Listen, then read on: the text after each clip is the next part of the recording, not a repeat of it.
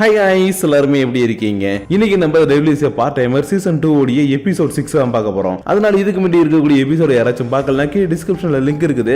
அதை யூஸ் பண்ணி போய் ஒன்ஸ் பார்த்து வந்துருங்க. அப்பதான் இந்த எபிசோட்ல இருக்கக்கூடிய ஸ்டோரியோட கண்டினியூஷன் உங்களால தெளிவா புரிஞ்சுக்க முடியும். சோ பார்க்காதவங்க போய் பார்த்து வந்துருங்க. அப்புறம் அப்படியே ஆல்ரெடி பார்த்தவங்க நம்ம சேனலுக்கு சப்ஸ்கிரைப் பண்ணலனா ஒரு பிரச்சனை கிடையாதுங்க. எப்பவும் போல இந்த வீடியோ ஃபுல்லா பார்த்து முடிச்சிட்டு நம்ம சேனல்ல இருக்கக்கூடிய மத்த வீடியோ எல்லாத்தையும் ஒரு தடவை செக் பண்ணி பாருங்க. அப்போ உங்களுக்கு பிடிச்சிருந்தா மட்டும் சப்ஸ்கிரைப் பண்ணி பெல் ஐகான் ஆல்ல வச்சுக்கோங்க. அது கூட சேர்த்து நம்ம சோஷியல் மீடியாவோட லிங்க் எல்லாமே டிஸ்கிரிப்ஷன்ல இருக்கு. அதை யூஸ் பண்ணி ஃபாலோ பண்ற மாதிரி இருந்தாலும் ஃபாலோ பண்ணிக்கோங்க. ஏன்னா நீங்க இப்ப பாத்துக்கிட்டு இருக்குது இன்ஃபினிட்டி அனிமேஷன் சேனல். வாங்க டைம் வேஸ்ட் பண்ணாம இந்த எபிசோடுக்குள்ள போயிரலாம். சோ இந்த எபிசோட ஓபன் பண்ணதும் இந்த புது கடையோட ஓனர் சொன்ன மாதிரி இந்த இடத்துல பனிமூட்டம் அதிகமாயிட்டே இருக்கு. எல்லாருமே கொஞ்சம் கொஞ்சமா ரூமுக்கு போக ஆரம்பிச்சிட்டாங்க. அதாவது பசங்களுக்கு தனியா ரூம் கொடுத்திருக்காங்க, பொண்ணுங்களுக்கு தனியா ரூம் கொடுத்திருக்காங்க. ஆனா ரூமுக்கு போறதுக்கு முன்னாடி சமுதாயம் நலம் நமக்கு ரொம்ப முக்கியம்னு எங்க கிராக்கர்ஸ் எல்லாம் வச்சுக்கிட்டு ஜாலியா என்ஜாய் பண்ணிட்டு இருந்தாங்க இல்லையா? அதோடைய வேஸ்ட் எல்லாம் இந்த இடத்துல கீழே கடந்திருக்கும். அதனால பீச்ல மேல வேஸ்ட் போடக்கூடாதுன்னு சைட்டன் ஒரு பக்கம் கீழே கிடக்கிறது எல்லாத்தையுமே எடுத்துக்கிட்டு இருக்க, இன்னொரு பக்கம் ஆசில் மட்டும் தனியா போயிட்டு வேற ஒரு இடத்துல கிடக்கக்கூடிய எல்லாத்தையுமே எடுத்துட்டு இருப்பான். அப்பன்னு பார்த்தா லைட் ஹவுஸ் உடைய வெளிச்சத்துல இவனுக்கு ஒரு பெரிய உருவம் இந்த இடத்துல தெரிஞ்சிருக்கும். ஆனா அந்த பெரிய உருவம் ஒரு சைடு தான் தெரிஞ்சதுன்றதுனால சரி ஓகே அது ஏதோ என்னுடைய பிரம்ம போல எப்ப பார்த்தாலும் ஈஸ்லா பத்தி நினைச்சுக்கிட்டே இருந்தா இப்படிதான் இருக்கும்னு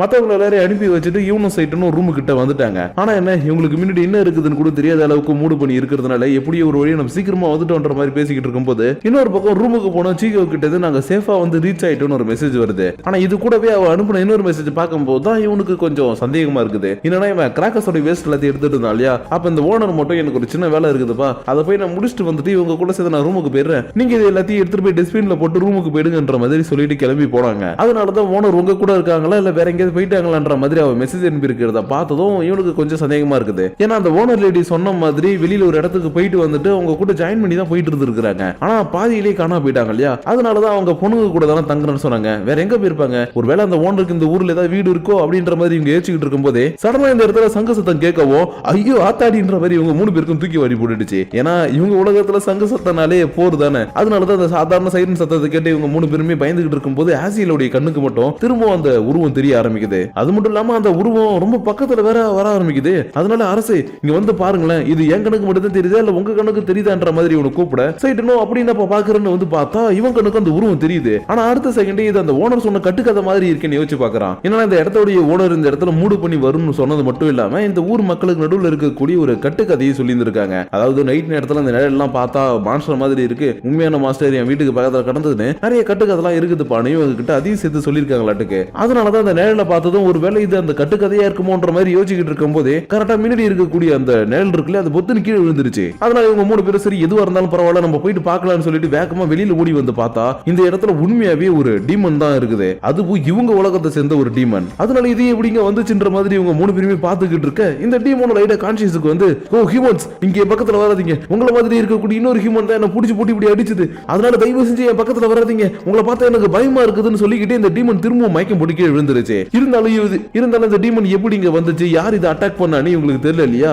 அதனாலதான் ஆசியல் பக்கத்துல வந்து உனக்கு என்ன ஆச்சுன்ற மாதிரி கேட்கறதுக்காக வரவும் டேய் ஆசியல் உன்னுடைய தலையை பத்திரமா பார்த்துக்கோடாரு பின்னாடி ஒரு சத்தம் என்னடான்னு பார்த்தா இவனுக்கு முன்னாடி ஒரு ஹியூமன் டீமன் கையில கத்தியோட வந்து நிக்குது. ஆனா இது எடுத்த உடனே உங்களை அட்டாக்லாம் பண்ணல, அதுக்கு பதிலா கிரீப்பி ஹியூமன்ஸ் உங்களை பார்த்தாலே எனக்கு வெறுப்பா இருக்குடா, இப்போதான் ஒரு ஹியூமன் கிட்ட சண்டை போட்டுட்டு வந்தேன், அதுக்குள்ள இங்க ஒரு 3 ஹியூமனா என்னால தாங்க முடியலன்ற மாதிரி இவங்களை பத்தி கேவலமா பேசவும் ஆசில் டக்குனு கோவப்பட்டு ஏய் வாய் மூடி, யார பார்த்து என்ன பேசிக்கிட்டு இருக்க, நாங்களாம் யாருன்னு உனக்கு தெரிஞ்சது, நீ இப்படி பேச மாட்டேன்ற மாதிரி கத்திக்கிட்டே இருக்க, நீ இந்த உலகத்துல எவ்வளவு பெரிய ஆளாவனா இருந்துக்கோ, ஆனா என்ன பொறுத்த வரைக்கும் நீங்க ஹியூமன்ஸ் என் கையில தான் சாவ போறீங்கன்ற மாதிரி சொல்லிக்கிட்டு இருக்க. சைட்டனும் சரி ஓகே சண்டை போடாதீங்க, எது வந்தாலும் பேசி தீர்த்துக்கலான்னு இவங்களுடைய லாங்குவேஜ்ல பேசுறான். அதாவது ஈஸ்லால பேசக்கூடிய லாங்குவேஜ் இருக்கு இல்லையா? அந்த லாங்குவேஜ்ல பேசவும் ஹேய் ஒரு நிமிஷம் நீங்க எல்லாருமே மனுஷங்க தானே, அப்படி இருக்கும்போது எங்களுடைய பாஷையை எப்படி உங்களால தெளிவா பேச முடியுதுன்னு கேட்கவும் சரி ஓகே நாங்க யாருன்றத சொல்றோம்னு சைட்டன் தான் யாருன்றத சொல்ல வந்திருப்பான். ஆனா அதுக்குள்ள வானத்துல இருந்து வந்த ஒரு மிகப்பெரிய சூறாவளி இதை புடிச்சு அப்படியே இழுத்துட்டு போயிடுது. ஏன் திரும்ப அந்த சூறாவளி உங்களை அட்டாக் பண்ண வரவும் இவங்க எல்லாருமே கீழே படுத்து அந்த சூறாவளி தப்பிச்சிட்டாங்க. ஆனா இது எப்படி இந்த இடத்துல உருவாகுது, டீமன்ஸ் எதுக்காக இந்த இடத்துக்கு வராங்க, யார் இவங்களை அட்டாக் பண்றான்னு இவங்களுக்கு சுத்தமா தெரியல இல்லையா?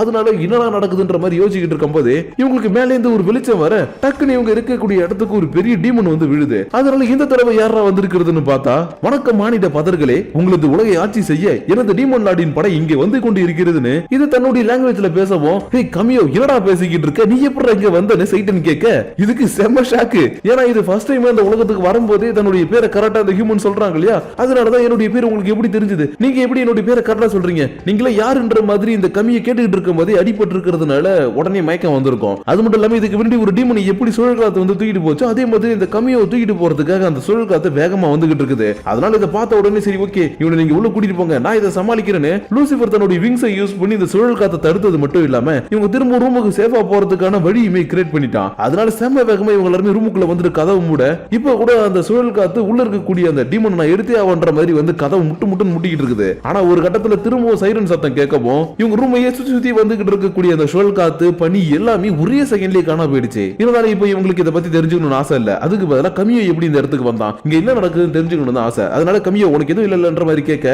எனக்கு எதுவும் அவ்வளவுதான், இருந்தாலும் என்னுடைய பேர் எப்படி உங்களுக்கு தெரியுதுன்னு எனக்கு தெரியல, அதனால நீங்க யாருன்னு எனக்கு ரொம்பவே குழப்பமா இருக்குதுன்ற மாதிரி இது கேட்கவும் ஹேய் உன்னுடைய குழப்பத்தை நான் தீர்த்து வைக்கிறேன். லூசிபர் தன்னுடைய விங்ஸை வெளியில கொண்டு வர ஒரு நிமிஷம் நீங்க லூசிபர், அது மட்டும் இல்லாம உங்களுக்கு பக்கத்தில் நிக்கிறவரை பார்க்கும்போது நம்ம ஆர்மி ஜெனரல் ஆசியல் மாதிரி இருக்குது. அப்புறம் கடைசியா இவரு என்னுடைய டீமன் லார்ட் சைட்டன், இது நீங்க தானே, நீங்க என்ன பண்ணிட்டு இருக்கீங்கன்ற மாதிரி இந்த கமியோ அழுதுகிட்டே இருக்கவும் சரி ஓகே கமியோ இதுக்கப்புறம் நீ அழுவாத, நான் தான் இங்க இருக்கேன்ல. அது மட்டும் இல்லாம எனக்கு இப்போ ஒரு சின்ன சந்தேகம், நீ ஜப்பான்ல என்ன பண்ணிக்கிட்டு இருக்க, இந்த உலகத்துக்கு நீ எப்படி வந்தன்ற மாதிரி கேட்க ஃபர்ஸ்ட் ஆஃப் ஆல் என்ன மன்னிச்சிருங்க கிங் சைட்டன், எனக்கு என்ன பண்றதுன்னு தெரியல, நீங்க அங்கிருந்து காண போயிட்டீங்களா, அதனால என்னுடைய டீமனுடைய ஃபோர்ஸை வச்சுக்கிட்டு நானும் உங்களுக்கு எங்க தேடினேன், ஆனா நீங்க கிடைக்கவே இல்லை. அந்த சமயத்துல தான் ஒரு ஹியூமன் எங்க கிட்ட வந்து சீக்ரெட் ஷாட்னு ஒன்னு இருக்குது, அதை கண்டுபிடிச்சா டீமன் லாடி கண்டுபிடிக்கலாம், அதே நேரத்தில் ஈஸ்லாவி ஆள் இல்லன்னு எங்க கிட்ட ஒரு விஷயத்த சொன்னா, அதை நம்பிக்கிட்டு தான் நாங்க எல்லாருமே அந்த சீக்ரெட் ஷாட்டை கண்டுபிடிக்கிறதுக்காக இந்த உலகத்துக்கு வந்தோம். இருந்தாலும் உங்களை இந்த இடத்துல பார்த்ததுல எனக்கு ரொம்பவே சந்தோஷம் இருக்கு, இது போதும் எனக்குன்ற மாதிரி இது சொல்லிக்கிட்டு இருக்கும்போது இவங்க எப்படி இந்த உலகத்துக்கு வரும்போது பவர் எல்லாம் குறைஞ்சு நார்மலான ஹியூமன் மாதிரி மாறினாங்களோ அதே மாதிரி தான் இந்த கமியோ டீமனோட பவரும் குறைஞ்சு நார்மலான ஒரு குட்டி காக்கா மாதிரி மாறி தூங்க ஆரம்பிச்சிருச்சு. ஏன்னா இந்த டீமன் வரும்போது யாரும் இதை அட்டாக் பண்ணியிருந்தாங்க இல்லையா, அதனாலதான் அந்த அட்டாக் உடைய வலி அப்புறம் இந்த காக்காவை மாறினதுனால நிம்மதியா அதை தூங்கிட்டு இருக்க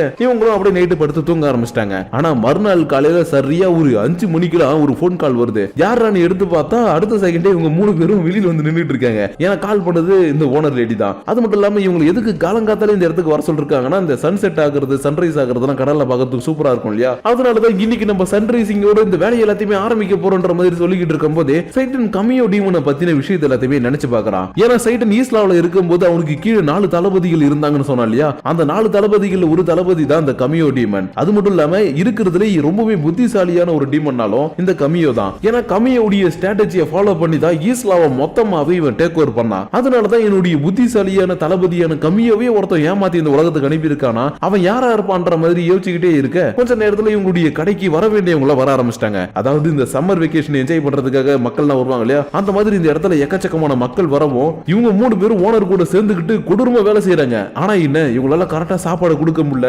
வந்தவங்கள சரியா கவனிக்க முடியல, அந்த அளவுக்கு எக்கச்சக்க பேர் இன்னைக்குன்னு பார்த்து இந்த இடத்துக்கு வந்துகிட்டே இருக்காங்க. அதனால என்ன பண்றதுன்ற மாதிரி இவங்க யோசிச்சுக்கிட்டு இருக்கும் போது தான் சரி ஓகே நாங்க ஹெல்ப் பண்றோம்னு இந்த இடத்துக்கு அந்த மத்த 3 பேர் வந்துட்டாங்க.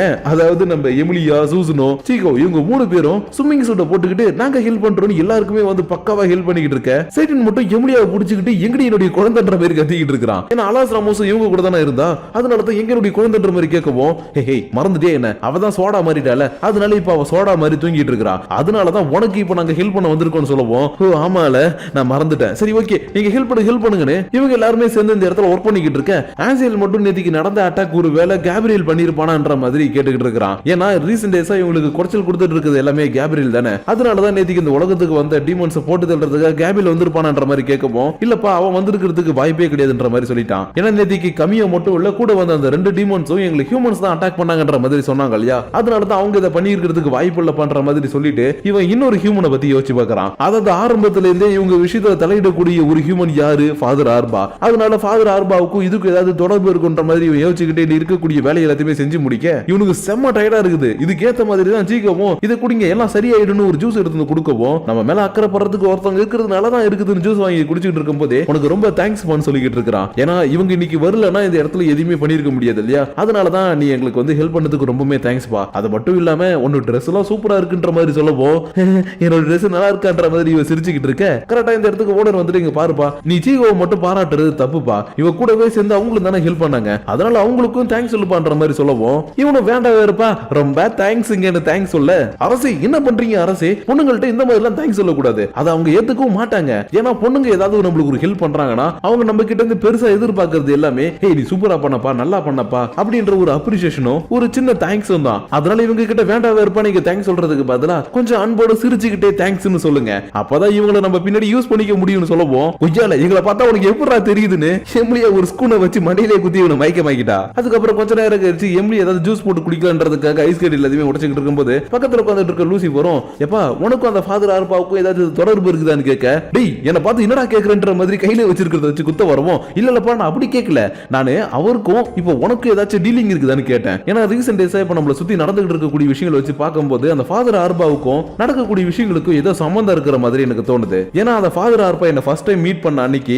என்கிட்ட ஒரு ட்ரம் கார்டு இருக்குது, அதை யூஸ் பண்ணி என்னால உன்னை திரும்பவும் சொர்க்கத்துல இருக்கக்கூடிய ஒரு ஏஞ்சலா மாத்த முடியும்னு சொன்னான். அதனாலதான் நான் அவன் கூட சேர்ந்துக்கிட்டு நிறைய விஷயங்களை பண்ண ஆரம்பிச்சேன். ஆனா அன்னைக்கு எனக்கு அவன் சொன்ன அந்த ட்ரம் கார்டு விஷயம் புரியல, பட் இன்னைக்கு புரியுது. ஏன்னா உன்னுடைய ஸ்வாட் தான் ஏசடோட இன்னொரு பகுதின்றது நம்மளுக்கு தெரியறதுக்கு முன்னாடியே அந்த ஃபாதர் ஆர்பாவுக்கு இந்த விஷயத்தை பத்தி நல்லாவே தெரிஞ்சிருக்குது. அது மட்டும் இல்லாம அதை யூஸ் பண்ணி ஏஞ்சல்ஸ் கூட டீலிங்க போட்டு எப்படியாச்சும் ஈஸ்ட்லாவை தனக்கு கீழே கொண்டு வரணும்னு வேற அவன் பிளான் பண்ணி இருக்கிறான். ஆனா இப்போ வரைக்கும் அந்த ஃபாதர் ஆர்பா இங்க இருக்கக்கூடிய பிரிசனுக்குள்ள தான் இருக்கிறான். ஏன்னா அவன் கூட நம்ம கடைசியா சண்டை போடும்போது அவன் அடி நடிச்சு அவன் ஒரு திருடங்க என்ன கொல்ல பார்த்தான்னு சொல்லி நான் அவனை போலீஸ்ல புடிச்சு கொடுத்துட்டேன். அதனால அவன் இன்னும் இந்த உலகத்துல ஜெயில தான் இருக்கிறான். இருந்தாலும் நேத்துக்கு நடந்த அட்டாக் எல்லாத்தையும் வச்சு பார்க்கும்போது அவன் ஜெயில இருந்துகிட்டே பல விஷயங்களை பண்றானோன்னு எனக்கு தோணுதுன்ற மாதிரி இவன் சொல்லிக்கிட்டே கிளம்ப ஆரம்பிக்க, ஹே ஒரு நிமிஷம் நேத்துக்கு அட்டாக் நடந்துச்சுன்னு சொல்ற, எங்கடா நடந்துச்சுன்ற மாதிரி கேட்க, இப்பதான் லூசிபருக்கு இவ்வளவு நேரம் நம்ம தம் கொடுத்து பேசுனது எல்லாம் வேஸ்ட்ன்ற மாதிரி தோணுது. ஏன்னா இவளுக்கு தான் நேத்துக்கு அட்டாக் நடந்த விஷயமே தெரியாது. அதனாலதான் உன்கிட்ட இவ்வளவு நேரம் பேசி நான் டைம் வேஸ்ட் பண்ணிட்டேனேன்ற மாதிரி சொல்லிட்டு இவன் கிளம்பி போனதுக்கு அப்புறம் எமிலியாவும் சரி ஓகே இவன் சொல்றத வச்சு பார்த்தா நேத்துக்கு ஏதோ ஒண்ணு நடந்திருக்குது, அது என்னன்றதை நம்ம கண்டுபிடிச்சே ஆகணும்னு டைரக்டா சைடுல பாக்குறதுக்காக வந்திருக்கா. ஆனா அதுக்கு முன்னாடி அலாசுலமுச வெளியில கொண்டு வரணும். ஏன்னா காலையில இருந்து அவ தூங்கிட்டு தானே இருக்கிறா. அதனால இவளை வெளியில கொண்டு வந்ததும் குட் மார்னிங் அம்மா அப்படின்னு சொல்லிட்டு இந்த இடத்துல விளையாட ஆரம்பிக்கவும், ஹே இங்க பத்தியா அப்பா உனக்காக ஒரு பிரசன்ட் கொண்டு வந்திருக்கேன்னு சைட்டனும் கம்மியா இருக்கக்கூடிய அந்த பாக்ஸ் எடுத்து வந்து காட்ட, ஹே இது பாக்குறதுக்கு நல்லா இருக்குன்னு பிடிச்ச விளையாடலான்னு போறா. ஆனா குழந்தைங்களை இந்த மாதிரி பறவைகள்ட்ட அனுப்புறது, பூனைக்குட்டிகிட்ட அனுப்புறது, நாய்க்குட்டிகிட்ட அனுப்புறதுலாம் நோய் உருவாக்கும் இல்லையா, அதனாலதான் நீ இது பக்கத்துல போக கூடாதுன்ற மாதிரி எமிலியா இவளை தூக்கிக்க, சைட்டனும் சரி ஓகே இவங்க கிட்ட உண்மையை சொல்லலான்னு, இங்க பாருங்கப்பா நீ நினைக்கிற மாதிரி இது ஒண்ணு காக்கா கிடையாது, இது ஒரு டீமன் சொல்லவும் இவங்களுக்கு எல்லாருக்குமே செம்ம ஷாக்கு. ஆனா அடுத்த நிமிஷமே இவங்க எல்லாருமே ஜாலியா உட்காந்து இது கூட பேச ஆரம்பிக்கிறாங்க. ஏன்னா அந்த கமியா டீமன் தான் குட்டியே காக்கா மாதிரி மாறி இருந்தாலும் பேச முடியும் இல்லையா, அதனாலதான் இந்த இடத்துல இவங்க கிட்ட பேசிக்கிட்டு இருக்கும் போதே, ஆமா ஆமா நான் இது கூட விளையாட போறேன்னு கமியாவும் அலாசுரமும் துரத்திக்கிட்டு இருக்கேன். சைட்டனும் கமியா யாரு என்ன பண்ணிக்கிட்டு இருந்தான்ற எல்லா விஷயத்தையும் சொல்லி இவங்களுக்கு புரிய வச்சுக்கிட்டு இருக்கிறான். இருந்தாலும் அலாசுரமுஸ் தான் கமியாவை பாடா படுத்திக்கிட்டு இருக்கா இல்லையா, அதனால கமியாவும் என்னை விட்டு கதறிக்கிட்டே ஓடி போயிட்டு இங்க இருக்கக்கூடிய ஏதோ ஒண்ணுல மோதன உடனே குட்டியா இருந்த கமியா லைட்டா கொஞ்சம் பெருசாக, ஹே குட்டி குழந்தை உனக்கு என்ன தைரியம் தான் என்ன தோர்த்துன்ற மாதிரி மிரட்டவும் எவ்வளவு டக்குன்னு பிடிச்சி வச்சுக்கிட்டு, ஹே கமியோ உனக்கு என்ன தைரியம் இருந்ததுன்னா ஒரு சின்ன குழந்தைய மிரட்டி இருப்ப, இதுக்கப்புறம் நீ யாரையாச்சும் மிரட்டுறத நான் பார்த்தேன் உன் ரெக்கையை பிச்சு காக்கா பிரியாணி போட்டுருவோன்னு சொல்லுவோம், ஐயோ அப்படி மட்டும் பண்ணிடாதீங்க இதுக்கப்புறம் எல்லாத்துக்கிட்டையும் அன்பா நடந்துக்கிறேன்னு அடுத்த நிமிஷமே அலாசுராமஸ் கூட சேர்ந்துக்கிட்டு கமியோ ஜாலியா விளையாண்டுகிட்டு இருக்க. இப்பதான் சைட்டனும் நேத்திக்கு நடந்த அந்த அட்டாக்க பத்தின விஷயத்தை எல்லாத்தையுமே இவங்க கிட்ட சொல்ல ஆரம்பிக்கிறான். ஏன்னா நேத்திக்கு டீமன்ஸ் இங்க வரும்போது ஏதோ ஒரு ஹியூமன் போய் அட்டாக் பண்ணி இருக்கிறான். அது மட்டும் இல்லாம அந்த சங்கு சத்தம் கேட்ட உடனே எல்லாமே மறைஞ்சு போயிடுச்சு இல்லையா, அதனாலதான் நேத்திக்கு நடந்தது எல்லாத்தையுமே இவங்கள்ட்ட டீடைலா சொல்லிட்டு நீங்க இருக்கக்கூடிய இடத்துல இந்த மாதிரி ஏதாச்சும் நடந்துச்சான்ற மாதிரி கேட்டுட்டு இருக்கும் போதே கமியாவும் ஒரு நிமிஷம் இருங்க நீங்க இவங்க யாருன்னு எனக்கு அறிமுகப்படுத்தி வைக்கல, நீங்க மட்டும் பேசிக்கிட்டு இருக்கீங்களே என்ற மாதிரி கேட்க, சைட்டனும் இங்க பாருப்பா இவ இருக்கா இல்லையா இவளுடைய பேரு ஜிகோ, இவ அந்த உலகத்துல எனக்கு ரொம்பவே நம்பிக்கையானவ, எல்லா விஷயத்தையும் எனக்காக பார்த்து பண்ணுவான்ற மாதிரி சொல்லவும், ஓ மை லேடி நீங்க என்னுடைய அரசருக்காக நிறைய விஷயங்களை பண்ணிருக்கீங்க அதனால உங்களுக்கு ரொம்பவே தேங்க்ஸ்னு கமியோ தேங்க்ஸ் சொல்லிட்டு இருக்கும்போது சைட்டன் இதோ பக்கத்துல உட்கார்ந்திருக்காங்களே குழந்தையோட இவங்க தான் ஹீரோன்னு சொல்லவும் கமியோவுக்கு தூக்கி வாரி போடுது. ஏன்னா ஹீரோ இவங்க உலகத்துல எந்த மாதிரி அட்டகாசம் பண்ணாங்கன்னா இவங்களுக்கு நல்லாவே தெரியும் இல்லையா,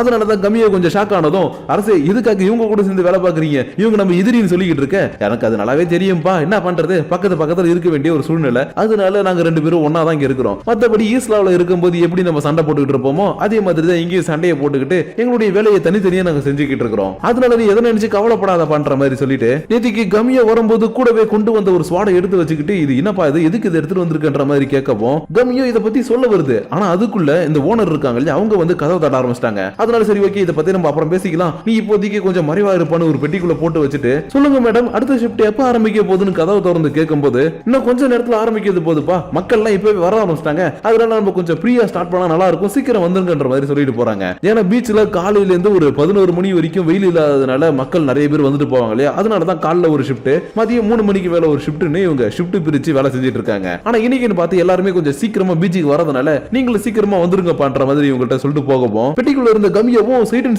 கத்திக்கிட்டே இருக்காப்ல. என்னடான்னு கேட்டா இப்ப வந்துட்டு போன ஓனர் லேடி இருக்காங்க இல்லையா அவங்க தான் நேத்திக்கு இவங்களை வந்து அட்டாக் பண்ண ஹியூமனா, அதனாலதான் ஓனர் பார்த்த உடனே சைட்டன் கிட்ட அந்த விஷயத்தை சொன்னது மட்டும் இல்லாம அவங்க கிட்ட டீமன் லார்ட் லெவலுக்கான பவர் இருக்குதுன்ற மாதிரி இவங்க கிட்ட சொல்லவும் சைட்டன் ஷாக்லாம் ஆகல அப்படியே நார்மலா நீ யோசிச்சுக்கிட்டு தான் இருக்கிறான். ஏன்னா இங்க வந்தப்பவே இவனுக்கு ஏதோ ஒரு பவர் இருக்கிற மாதிரி சென்ஸ் ஆச்சு, ஆனா அது என்னன்றது அப்பையில இருந்து இவனுக்கு தெரியல, பட் இப்ப தெரிஞ்சிருச்சு இல்லையா அதனாலதான் என்ன பண்ணலான்ற மாதிரி இவன் யோசிச்சுட்டு இருக்கும்போது வெளியில இருக்கக்கூடிய அந்த ஓனரும் வாங்கடா இன்னைக்கு எத்தனை பேர் வந்தாலும் ஒரு கை பாக்குறன்ற மாதிரி பாத்துக்கிட்டு இருக்கும்போது அப்படியே இந்த இடத்துல இந்த எபிசோட முடிச்சிட்டாங்க. சோ கைஸ் நம்ம ரீசன்ட் டேஸா சீரியஸாவே பாத்துக்கிட்டு இருக்கக்கூடிய எபிசோட் ஆரம்பத்துல கொஞ்சம் அப்படி சட்டில்டா பொறுமையா மூவ் ஆயிட்டு இருந்தாலும் கடைசியில கொண்டு வந்து ஒரு விறுவிறுப்போட முடிக்கிறாங்க. ஆனா நெக்ஸ்ட் எபிசோட்ல இந்த விறுவிறுப்புக்கு ஏத்த மாதிரி போமான்னு கேட்டீங்கன்னா அதுதான் பெரிய கொஸ்டின் மார்க். ஏன்னா நீங்க இதுக்கு முன்னாடி இருக்கக்கூடிய எபிசோட் அதுக்கு முன்னாடி இருக்கக்கூடிய எபிசோட்லாம் செக் பண்ணி பாத்தீங்கன்னாலே நல்லா தெரிஞ்சிருக்கும். ஒவ்வொரு எபிசோட்லயும் கொண்டு வந்து கடைசியில ஹைப்ல முடிப்பாங்க. ஆனா நெக்ஸ்ட் எபிசோட்ல அந்த ஸ்டோரியை கொஞ்சம் வித்தியாசமா மாத்தி கூட்டிட்டு போயிடுவாங்க. அதனால இதுக்கப்புறம் வரப்போற அந்த இன்னொரு எபிசோட் இருக்கு இல்லையா, அது எப்படி இருக்கும் என்னன்றது எல்லாத்தையும் முடிஞ்சவரை கெஸ் பண்ணி கீழே கமெண்ட் பண்ணுங்க. இல்லனா ஒன்னும் பிரச்சனை கிடையாது. நெக்ஸ்ட் எபிசோட் வரும்போது அந்த எபிசோட பார்த்துட்டு